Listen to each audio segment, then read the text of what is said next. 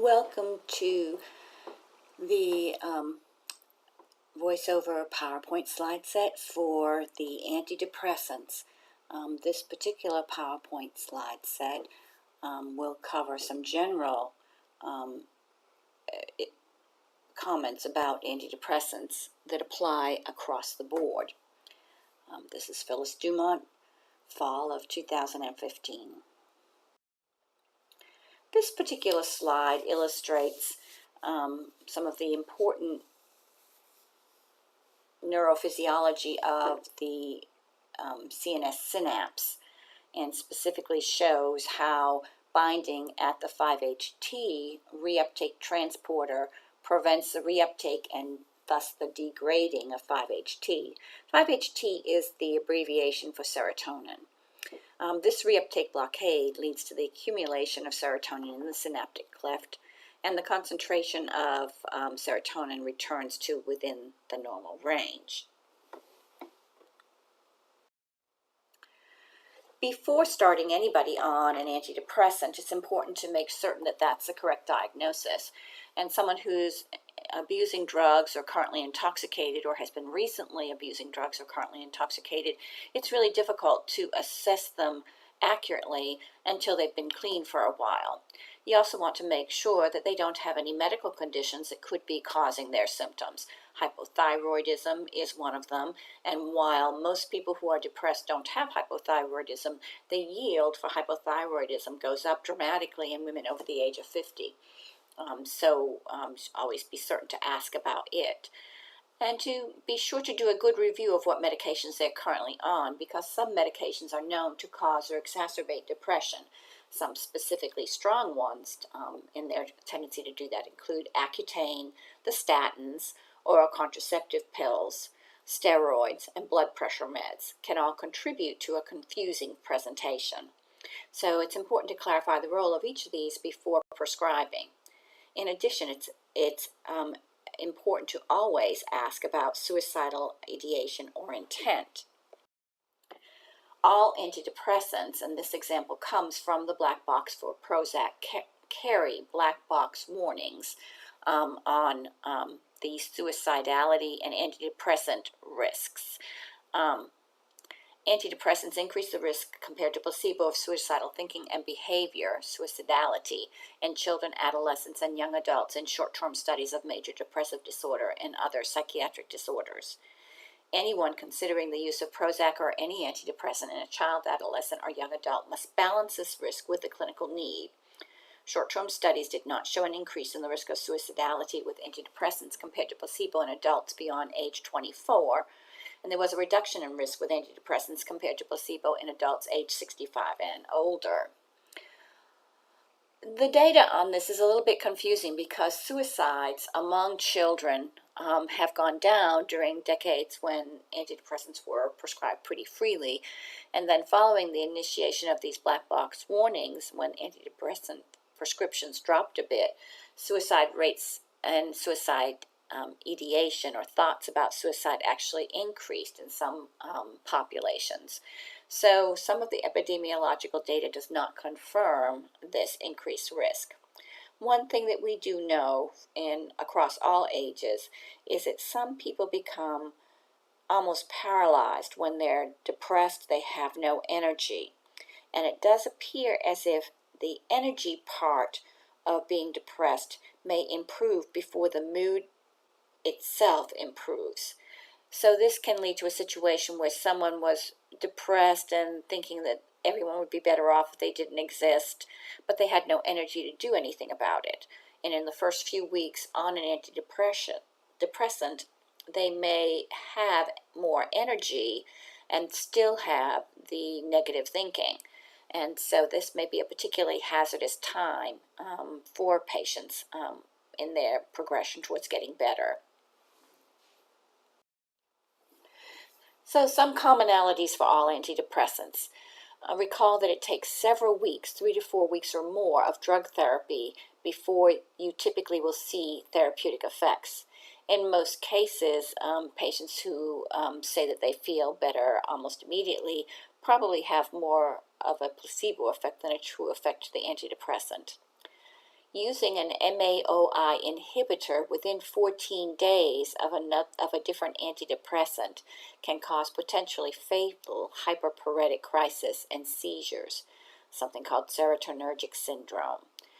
So we always want to be aware of that. MAOI inhibitors are not generally prescribed in primary care. However, patients come to see you in primary care having been placed on these by their psychiatrist, so you need to be aware of these interactions. Similar drug interactions can occur with other CNS-acting drugs and MAOIs, especially with other serotonin agonists, things like the triptans, or CNS stimulants that increase serotonin, things like cocaine, MDMA, ecstasy, St. John's wort. Okay, the selective serotonin reuptake inhibitors are substrates and or inhibitors of different isoforms of CYP450, and this can cause drug interactions with other CYP450 substrates. We will review the important ones of those, but remember that they are metabolized by the P450 system, and so we need to be aware of the possibility of drug interactions with most of them. The most common side effect reported on persons who take SSRIs are sexual dysfunction. In men, this includes delayed ejaculation, erectile dysfunction, and both men and women may experience a decrease in sexual desire. Adding an NDRI, such as bupropion, can help reduce or treat this side effect. And bupropion is a noradrenergic reuptake inhibitor. It's rather unique in its neurotransmitter effects, but it does not have the sexual dysfunction side effects that the SSRIs have. Tricyclic antidepressants, selective serotonin reuptake inhibitors, and selective norepinephrine reuptake inhibitors can unmask mania if given to a patient with bipolar disorder. So if originally you think that the patient has a monopolar major depression, but they don't report that they've been hypomanic or manic on several occasions, and they're given a stimulating antidepressant, then they can be pushed into mania. So we always need to ask about mania symptoms. This DIGFAST is a mnemonic for the cardinal symptoms of a manic episode. And so those symptoms include periods of time when the person was extremely distractible, when they were subject to indiscretions, and by indiscretions, it's excessive involvement in pleasurable activities. So it's drinking too much, promiscuity, spending too much, gambling too much could all fall under this indiscretion category. Grandiosity, where they felt like they were destined for wonderful things and that nothing could stop them. Where other people noticed that they had a flight of ideas, that they seemed to jump from one thing to another, or other people noticed that their activity was increased, and that they noticed they had a decreased need for sleep, not insomnia when they couldn't sleep, but a decreased need for sleep, and were very talkative or had pressured speech, where other people felt like they couldn't get a word in edgewise, or that they interrupted other people by the need to talk. Okay, generally speaking, classes of antidepressants include the selective serotonin reuptake inhibitors, or SSRIs. The SSRIs have pretty much revolutionized the treatment of depression because their side effect profile is so benign and so non-dangerous that primary care providers feel very comfortable prescribing these medications, whereas the medications that were available before, which included the tricyclics and the monoamine oxidase inhibitors, had very significant side effects and were very dangerous in overdose. So once these medications became available, the treatment of depression from a psychopharmacological point of view moved into primary care, both in the pediatric population and the adult population. We also have the serotonin norepinephrine reuptake inhibitors, which allow both serotonin and norepinephrine to be present in higher concentrations at the synapse. We have norepinephrine dopamine reuptake inhibitors, which allow norepinephrine and dopamine to be present in higher concentrations at the synapse. Then we have the serotonin 2 antagonist reuptake inhibitors, the SARIs. The SARIs antagonize some of the serotonin neurons or receptors, and they also prevent reuptake of serotonin. So these tend to block some of the typical SSRI side effects. We also have the noradrenergic and specific serotonergic antidepressants, the NASSAs, and the old-timey tricyclic antidepressants like Elavil and Pamelor, which are quite effective, and they're much like our dually active modern antidepressants in that they hit multiple transmitters, but they are very dangerous in overdose. And the monoamine oxidase inhibitors, or MAOIs, which are very effective and effective in many patients who are resistant to treatment with other medications. However, these drugs have such significant drug interactions and side effects that they are managed in psychiatry. Okay. So, different types of reuptake inhibitors. We can classify antidepressants as reuptake inhibitors or as receptor modulators. And most of our drugs are reuptake inhibitors. So again, we have the selective serotonin reuptake inhibitors, which include fluoxetine, sertraline, fluvoxamine, paroxetine, citalopram, and escitalopram. Then we have the SNRIs, or serotonin norepinephrine reuptake inhibitors, that give a dual effect. And these include venlafaxine, desvenlafaxine, and duloxetine. These medications, all three, also have an impact on pain. Then we have the norepinephrine dopamine reuptake inhibitor, and that's a unique drug. Bupropion or Wellbutrin falls into that class. The receptor modulators, the SARIs, which are the serotonin 2 antagonists, that's the modulation at the receptor, and reuptake inhibitors. There are two drugs in this class, nafazidone, a drug that is not used in primary care very often because it has a black box warning for liver failure, but it is a uniquely effective drug in some individuals, and psychiatry still uses this drug. And trazodone or Desrel, which is also a SARI, and which is used oftentimes as a sleeper in low dose. Norepinephrine serotonin specific antagonists, we have one drug that approaches its work this way, and that's mirtazapine or Remeron. So it's useful to think about the serotonin activity in the CNS because this is the mechanism by which most of the antidepressants work. Not all, but most. And the cell bodies of the serotonergic neurons in the brain are located in the raphe nuclei in the brainstem. And from there, the neurons project out to many different parts of the brain. And the tracts which are thought to be responsible for the alleviation of depression are the tracts that travel from the brainstem up to the amygdala and to the ventral medial prefrontal cortex, both of which are also innervated by norepinephrine and dopamine, as well as serotonin. So depressed mood is believed to be linked to inefficient information processing in these areas. Neuroimaging studies of the brain activation demonstrates that the resting activity in the amygdala and the VMPFC is high in depressed individuals compared to non-depressed individuals. So 5-HT is the abbreviation for serotonin, and acute stimulation of 5-HT receptors is responsible for most of the side effects that we see early on in treatment. For example, stimulation of 5-HT2A and 2C receptors in the projections from the raphe to the amygdala and limbic cortex are activating and can lead to anxiety, particularly early in treatment. Stimulation of the 5-HT2A receptors in the basal ganglia can lead to changes in motor function due to 5-HT's inhibition of dopamine there. And this results in akathisia or restlessness, psychomotor retardation, or even mild Parkinsonian symptoms. Stimulation of 2A receptors in the sleep centers of the brainstem can lead to nocturnal myoclonus and insomnia.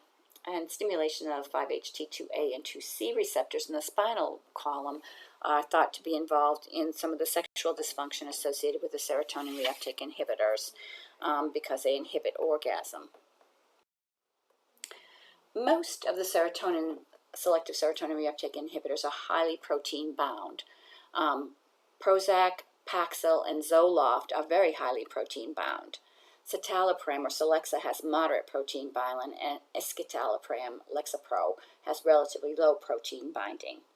So, if you have a patient on warfarin, remember warfarin is highly protein bound, which must start on an SSRI, you should expect to have to lower the warfarin dose and to have to draw INRs and monitor the levels more frequently until the patient is on a stable dose of both warfarin and the SSRI.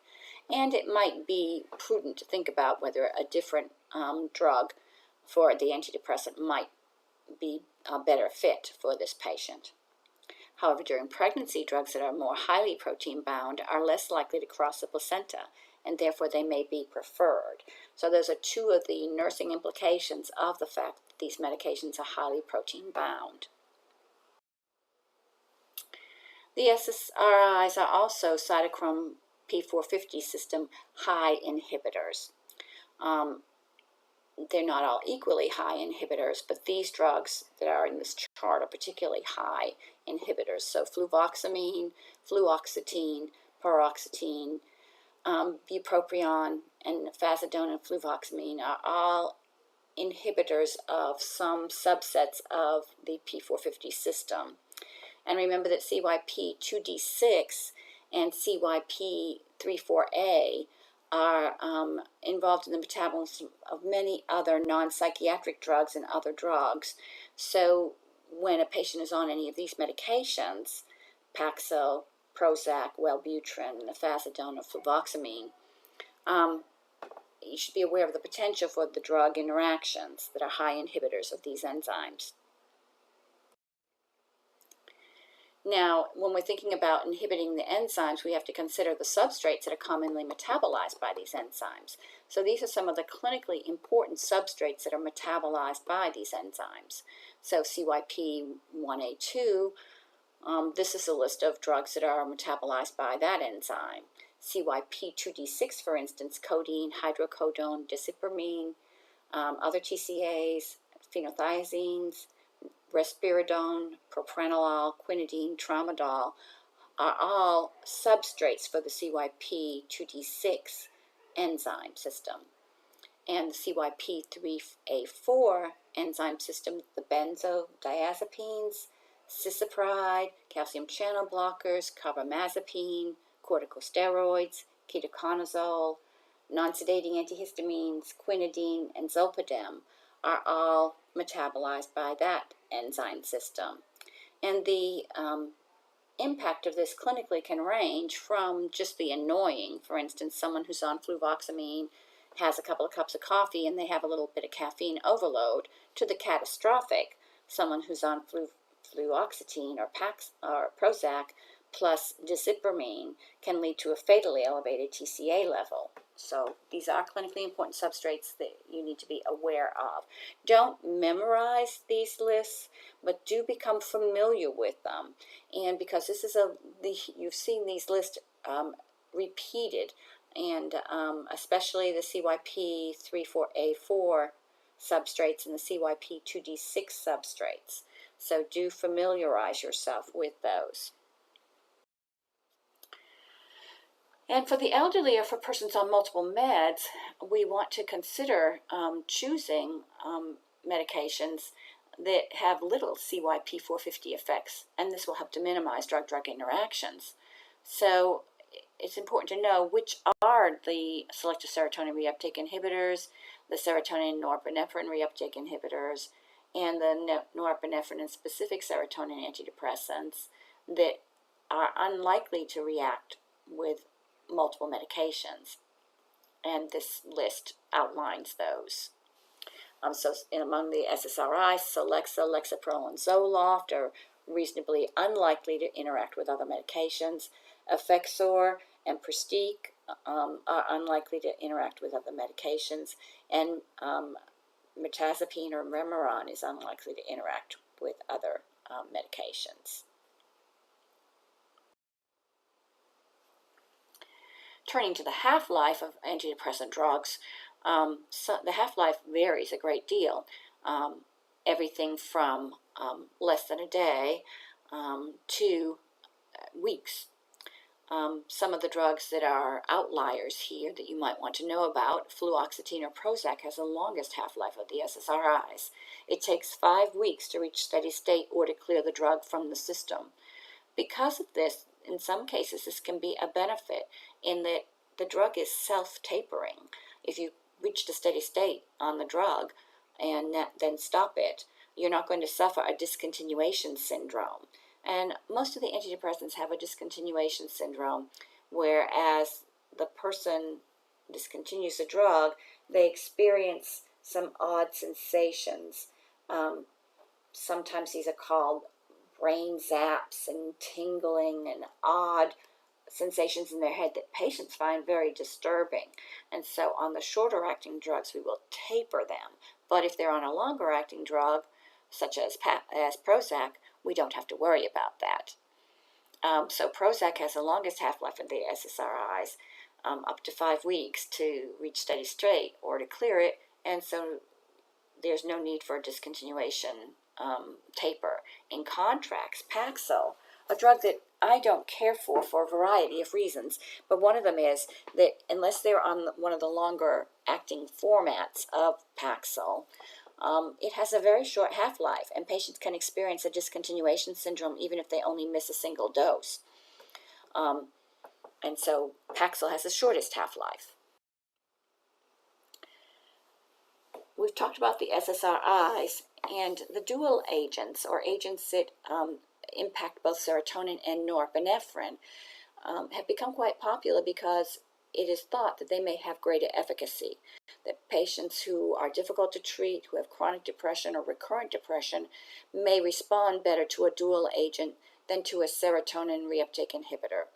The selective serotonin reuptake inhibitors are sometimes described as having a serotonin poop-out effect, meaning that the patient does great on them for a time, and after a while, whereas they're not acutely and deeply depressed, they realize that they just don't feel as well as they felt before, and they just have kind of developed a tolerance to the agent. And for that reason, the dual agents are often used in chronic depression. However, because these agents manipulate two systems, the serotonin system and the norepinephrine system, they have two sets of adverse side effects, basically. So they get the noradrenergic antidepressants can cause motor activation, tremor, agitation, increased blood pressure, increased heart rate, dry mouth, constipation, and urinary retention. There are currently 3 medications in this class, the venlafaxine, desvenlafaxine, and duloxetine. These medications are both serotonin reuptake inhibitors, or SERTs, and norepinephrine reuptake inhibitors, or NETs. Norepinephrine reuptake inhibitors, the system of reuptake that gathers up norepinephrine also gathers up dopamine. So there's usually some augmentation of dopamine in the prefrontal cortex related to the use of these dual agents as well. So all 3 neurotransmitters are impacted by these dual agents. Also want to mention that in addition to treating major depressive disorders, seasonal affective disorder, and other depressed mood syndromes, many of these syndromes appear to have some overlap. And so anxiety disorders, it's important to realize that antidepressants are the first line in patients who suffer from chronic anxiety disorders. We think that anxiety disorders may be associated with overactivation of the amygdala circuits. And serotonin is a key neurotransmitter for the amygdala, and serotonin antidepressants are generally used to treat anxiety, the SSRIs being among the first choices. It's important to note that anxious patients started on an antidepressant for their anxiety will often feel worse before they feel better, because they will respond to that initial activation or stimulation by the antidepressant as an increase in their anxious symptoms. So we need to tell patients to expect to feel worse before the beneficial effects are fully apparent, but that that worsening will go away. So we need to start low with the dose and slowly titrate up so that they can tolerate this. And patients may need some concomitant administration of an anxiolytic like a benzodiazepine just during this period of time when we're trying to get the full serotonin effect on their anxiety. I've included this to show you how many current prescriptions per month are written of these drugs. These drugs always make the top 100 of all drugs prescribed, and the top 3 on the list make even higher up in the top 10 and top 20 of all drugs prescribed. Cymbalta was sort of languishing in the number of prescriptions that were written per month. In the past, because when it was only being used for depression, but now that it has an FDA approval for treating pain syndromes, it has jumped up. Pristiq, which is a relatively new drug, sort of the new and improved venlafaxine, has made the top 3, and Viabrid has 1.45 million prescriptions per month, although there isn't a lot of evidence that it should displace other more well-known and much cheaper drugs on the list. But all of these prescribing habits are subject to being altered by the advertising and the drug detailing that goes on, and so new drugs frequently suffer or experience a dramatic rise in popularity, which may fall back to a more moderate use of the drug in the future as its benefits and side effects become more well known.